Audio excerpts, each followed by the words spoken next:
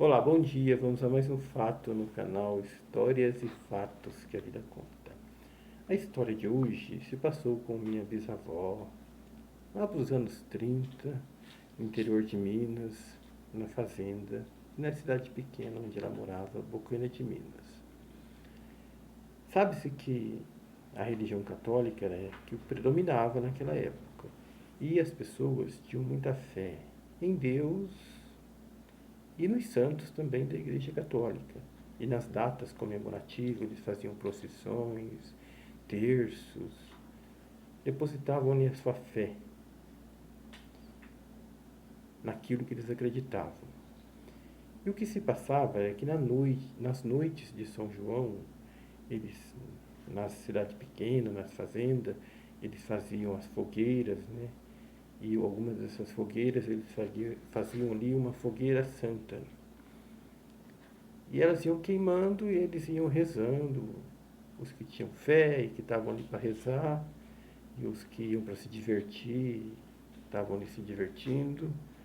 E quando dava meia-noite, em alguns lugares do Brasil, algumas pessoas de muita fé e tiravam o calçado, o sapato e passavam sobre aquelas brasas que sobrara da fogueira, à exato meia-noite, depois da oração.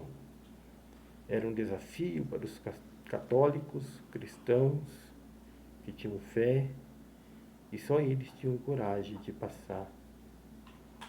E dizem que eles passavam sob as brasas e saíam do outro lado sem nada acontecer com os pés. E foi relatado pela minha avó, para meu pai, para os meus tios, que minha bisavó fez muito isso em sua juventude. Sabe-se que ela era uma mulher de muita fé, ia à missa, rezava terço, e teve uma vida assim, voltada à Igreja Católica e com muita fé. E esse é um relato de fé que ela deixou, né? Que caminhava nas noites de São João, à meia-noite, depois de rezar bastante, sob as brasas que restara da fogueira. E nada acontecia com seus pés. Não só ela, como um grupo de outras pessoas também faziam isso. E só os que tinham fé. Se não tivesse fé, chegava do outro lado com o pé queimado. Era assim. Muito obrigado a você que assistiu esse vídeo até o fim. Peço que dê o joinha, me siga no canal e Deus nos abençoe.